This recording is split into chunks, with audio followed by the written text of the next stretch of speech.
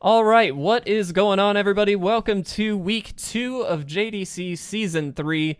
Week 1 was a blast. We're going to talk a lot about that, but this week, more importantly, I think, we are going into Obscure Tribes Week.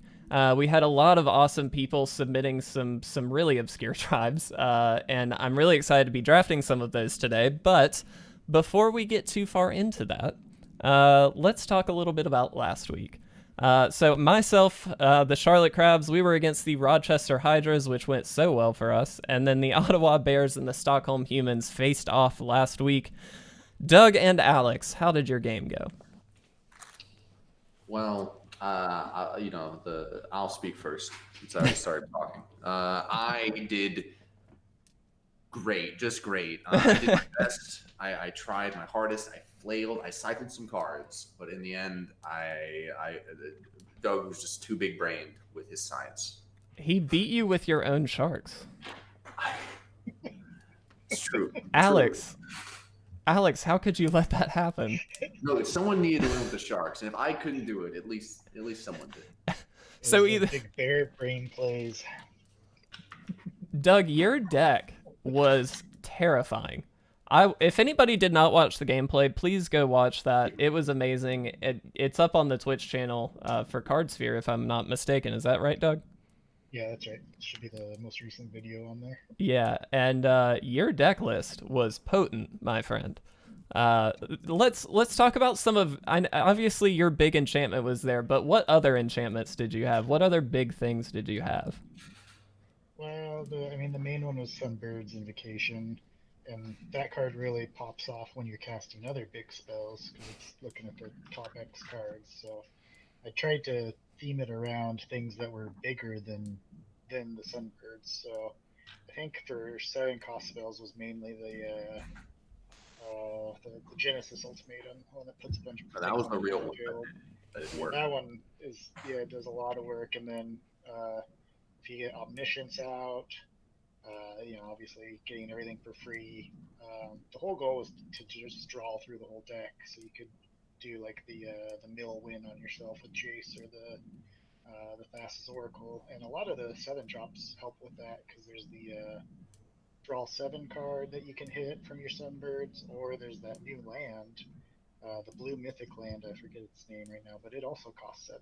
So when you go Genesis Ultimatum and then also get a free draw this amount of cards in your hand, and you have no maximum hand size the rest of the game, it just kind of, once it gets going, it spirals pretty quickly. I really want to emphasize how much I love that he won in the way he did, which is Thassa's Oracle and Jace, because he's going against the CEDH channel, who in CEDH you typically die to Thassa's Oracle and Jace. So, yeah. I did not realize that. So, it's like PTSD over there. A little bit, Doug, you were so on theme. I love it. Well, Alex, let's talk a little bit about your deck as well here, because obviously you picked Shark Typhoon, and you really steered into the cycling end of things instead of more of the just non-creature spells in general. So how did you feel that going?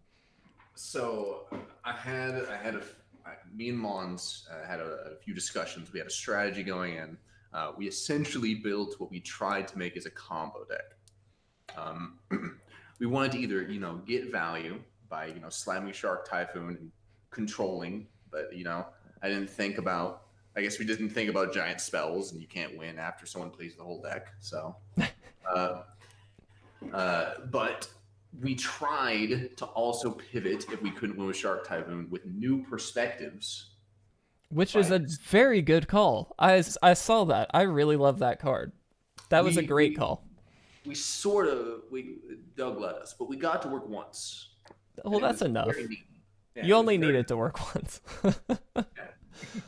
Well, it was a really cool deck list as well, Alex. I don't mean to say Doug's was far and beyond by any means. It was both of your decks were really solid. No. Well, he did win. I guess that's fair. But you guys both had some really sweet decks. Did you enjoy Big Enchantments Week? Did you have a fun time with it? Dude, I thought it was great. Awesome. Doug, I hope you did as well. It seemed like you did. Yeah, man. Biggest enchantments I could find, I got them in there. You sure did. Well, Rachel, You and I faced off last week. You, of course, having Felidar Retreat, and I picked Oath of Teferi as my big enchantment, and you beat me. You beat me fair and square, and I'm a little mad about it. I'm gonna be honest. But let's walk through your deck a little bit. How did you go about building yours? Alrighty, so by the way, it's okay for you to be a little upset that you lost to cats. Yeah. Um, but really, how I went kind of about it. So obviously, Felidar Retreat. Biggest thing about it is that it's landfall. I didn't actually decide to go with landfall as the main theme, which obviously you talked about that you were Yes. expecting me to be doing. Rachel, I was so Um, blown away. I thought you were gonna go the just play a bunch of cultivates, get lands out. That's all you need. And you completely went the other direction on me, and I did not prepare at all. So And so instead, I decided to go based off of the things that Felidar Retreat did, which was counters on creatures as well as cats. So I basically made a cat tribal counter deck, which focused around on Felidar Retreat would basically bolster and make all of the cats and counters even better. But I did not have to rely on it in the case of, as anybody who watched the videos or the streams saw, I did not really get Felidar Retreat at all. So I think you got that it was a good once. call. I You got got it it one once. time.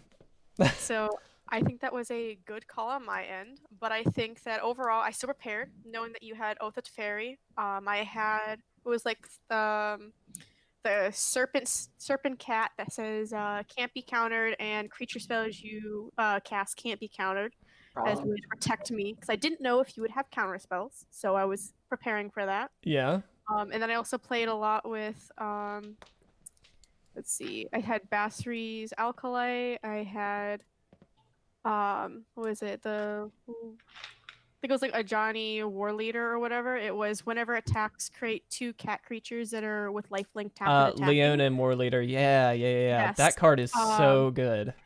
And then I also worked off of, what was it? Oh, the one of the newer cards, it was Feline Sovereign, which was all other cats you control get like extra 1/1 counters and protected from dogs. So those 1/1s that were tapped and attacking now became 2/2s that with lifelink that were attacking. Yeah. And basically, I just tried to work with the deck as much as possible to make everything basically synergize, while also being janky because there's a bunch of cats coming out of nowhere. Well, I think it's safe to say your deck was not only more consistent than mine, but definitely faster than mine. You kind of jumped the gun a little bit because week 2 is tribal week, but you kind of already did tribal, whatever. I'm not mad about it. But you clearly had a phenomenal build. I absolutely loved playing against you. We had a great time. I did get 1 win in there, so I'm happy. Yeah, you crashed my game. Yeah, we crashed our game. For anybody that didn't get a chance to watch that, the replay is up on our channel as well as Rachel's Twitch channel.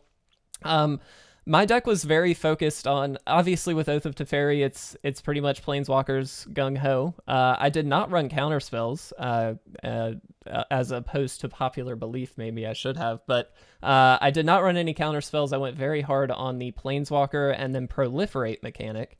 So the idea was to get as many counters as possible and then start ulting some of the big Planeswalkers, like the new Teferi Master of Time, Hero of Dominaria, Ugin was in there. We also had the Jace from Ixalan. Somebody help me out there. The one that copies itself. Which one? Yes, I just said Counting Castaway. That's the one. Alex, you're the man. Thank you. And so the idea was essentially to get all of those to like just ultimate territory, where if I ult Hero of Dominaria, every time I draw a card, I get to exile a permanent. With Master of Time, I get extra turns, which just means I get to draw more cards, which means I get to exile more things, and they all kind of stacked on each other. Ugin, obviously, draw 7 cards, put 7 things on the field. It was very, very fun and very ambitious, and we got it to work once, and I'm very happy about that. But Rachel, you did take home the win, fair and square, so congratulations to both you and Doug. For the first round wins in week 1, Big Enchantments week. We've got the pairings up now for week 2. Myself, the Charlotte Crabs against the Ottawa Bears. So Doug, I'm coming for you this week. I'm worried, man. I'm concerned. I feel like crabs are kind of like bear's natural enemy, right? Like Yeah. those hard shells, They're the so little snippy. pincers, the pinch you. I don't know what you do against them. Yeah, a bear definitely can't do anything against a crab. When it's a 017 island, maybe, but um, the humans obviously are going up against the hydras. So, how you guys feeling about the pairings? Alex, Rachel, how you guys feeling? Well, you see, humans are known for being heroes, and being valorous against monsters, but we ain't that noble. I like You're that not we Hercules. I like that we collectively as a group decided to make, not talking about it, we just kind of on our own decided to make narratives about our teams and how they interact with the other teams. I love that. Well done, Yeah. everybody. Uh, Way to be there.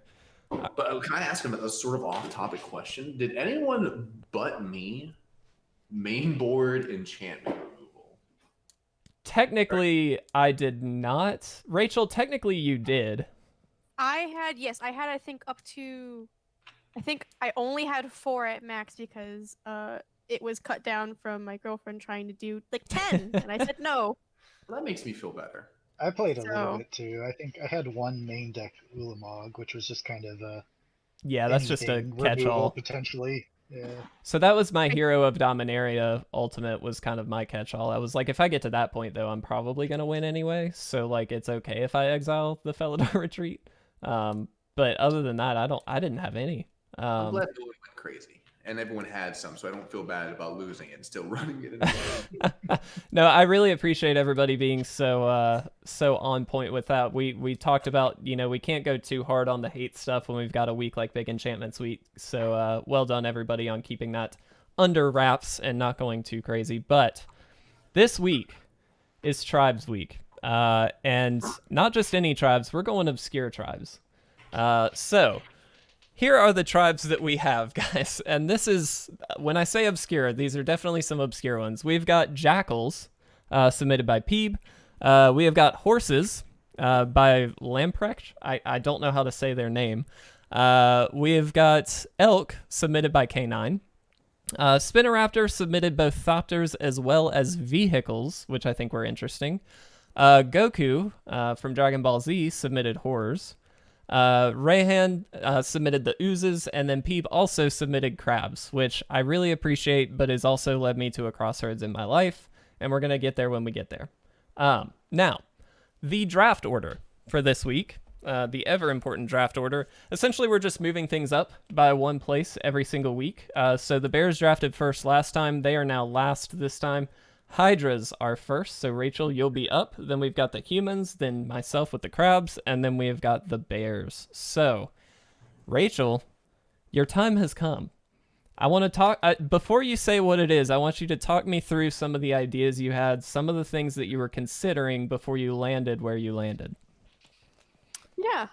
So originally, I do know that my whole purpose of this as well is to slowly move out of my comfort zone.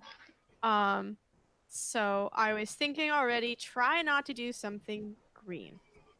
Now I was really interested in ooze, even though it is green. I thought about doing Simic. However, everything that is ooze, the 8 or so cards, are all rares and mythics.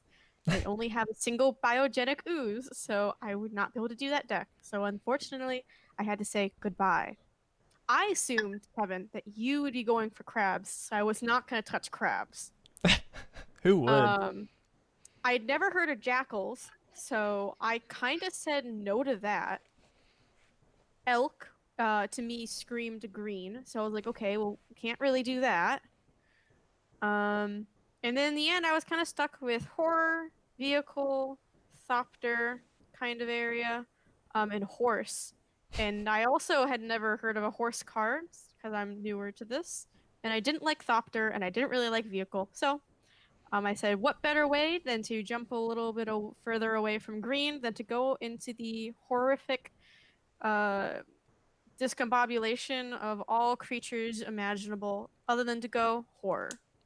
Well, you picked a good one, because horror has some of the most incredible cards, I think. But You and I were kind of talking before everybody else jumped on, before Doug and Alex jumped on, that you have kind of an already good idea for how you're going to be building your deck. Is that correct? Yes, I've already built a deck and tested it against the bot probably around 6 times. That Uh, is scary. I'm going to be No, honest. You have more and preparation. I've only lost once. Oh my gosh. All right. That's good. Well, Alex, good luck. No. So if it makes you feel better, I'm not having Yurok because I don't feel like wasting my mythics on it. I also don't have what's the other big one? The Phyrexian Obliterator. Those will be the 2 things I will not be running. I have basically playing with everything else that is horror and some things that are not horror, but I feel like deserve the title horror. Okay, well, so that is a fair thing. That's something that I'm glad you brought up because we do need to mention. Though we are kind of focusing on these tribes. Wow, excuse me. That doesn't mean that you have to only use cards from that tribe. So I'm excited to see what cards you kind of bring in and kind of bolster the deck with as you go through and that kind of thing. So I'm stoked. I think horror is one of the coolest of these submitted tribes. And so I'm really, really glad that you got it. And I do think it'll push outside of your comfort zone. So I wish you the best of luck, Rachel. Well, of course you do. You're not going against me. Yeah, now I'm okay. I'm rooting for you. But I still wish Rachel all the luck in the world. Aww. Alex, you're so sweet. Also, yes, I have a typo. Surprise. For anybody that doesn't know, I can't spell worth crap. So Peeb and Peed. It's Peeb, I believe. So my bad. All right. Rachel, she picked horrors. Moving on to Alex. Alex, what are you thinking? Have you and Mons discussed? Or is this purely on your own? No, me and Mons are probably going to talk each week. We had a brief discussion this week about it. We had a draft strategy. Next week, we may not need one, but we're still going to have one. So, unfortunately, our first pick was immediately chosen. Oh, no. Rachel, how could you? I have no regret. It's a wonderful pick. I'm sad because it had the most mythics, I think. And I have like 30 wild card mythics for some reason.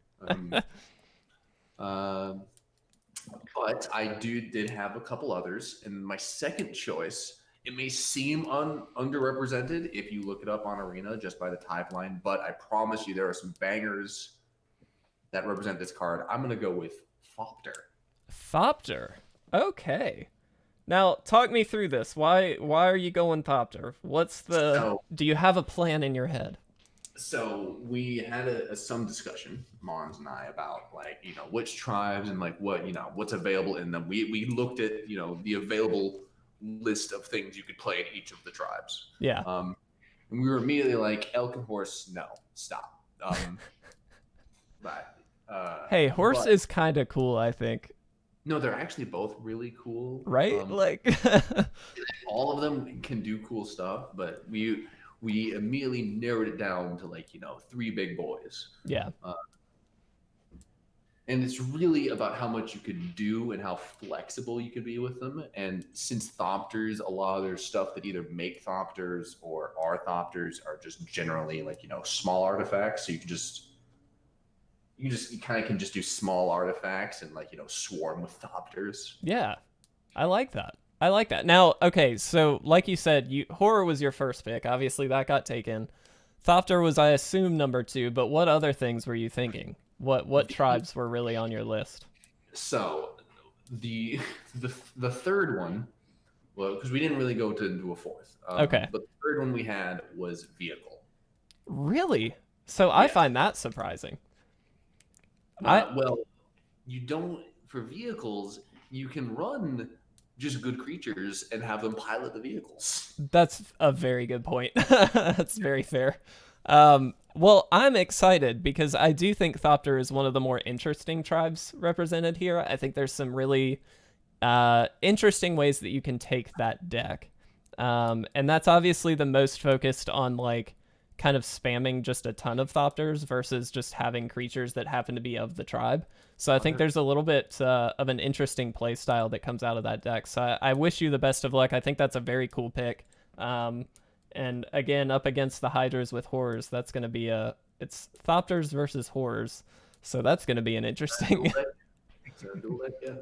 All right, well, I am next. And I got to be honest, I'm going between two. Horrors was actually one that I was really interested in. Everybody in the world is going to say I should pick Crabs, and I really want to. The other option for me is Ooze. I think Ooze is very, very interesting. As Rachel kind of pointed out, there's a lot of very like high rarity cards, but that also means there's a lot of very high powered cards. And there's also one card in particular that I think would be a very good build around kind of interesting one. So I'm between those two.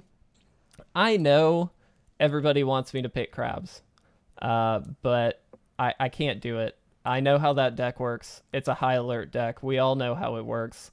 I'm going to go for Ooze. I'm going to try something a little bit different and push myself out of the comfort zone, as I've been telling Rachel to do this entire time, and see if I can ooze some people out, which is going to be an interesting way of phrasing it. But I think there's a lot of powerhouse stuff there. I think it's going to be a really fun tribe to work with. And yeah, like I said, Crabs was the other one, and Horror. But Rachel, you just keep taking the good stuff, and I don't know how I feel about it, but I'm going Ooze. All right. At least I'm not going against the Ooze. That's true. That's very fair. All right, Doug. You're rounding us out this week. What are the Bears going to be taking for week 2 of the JDC? You guys left a pretty tricky position for me here. I do think the 3 tribes you all picked are probably my top 3. I'm not gonna lie. Which is fair. I mean, the joys of last pick, you know. I am struggling a little bit because I can think of a couple deck ideas for a couple of the remaining tribes. I guess I should say like the one that I really don't want to do actually is Horses. I don't mind it, but I looked at the options and I didn't really. I don't know. I just wasn't feeling the life gain deck too much, and the Crested Summoner. No, just only runs Surge Mares. Yeah, exactly. All of the I just have to look at what color I'm playing against and play all the protection from that color horses. It's honestly not a bad strategy. Yeah. I don't think I'm gonna do horses though. I'm kind of leaning away from vehicles. I looked at what's available. If Kaladesh was out already, I think that'd open it up a lot. I'm gonna be honest, right now I'm sort of leaning towards Crab, specifically because I'm playing against the Crabs, and I feel like what better way to Doug! For 2 weeks in a row. Doug, you can't do this. It's one of those. It's very tempting right now. I think, you know, if I can't beat a crab with bears, then beat it with another crab, right? Doug, if you beat me with a 0-17 crab, I'm gonna be so pissed. I hate to say it. I had some thoughts for the other ones too, but there was not quite enough there to get me where I wanted to be at. I think I'm locking it in. I'm going crab. Oh my gosh. Holy crap. Now I'm absolutely terrified. Are you serious?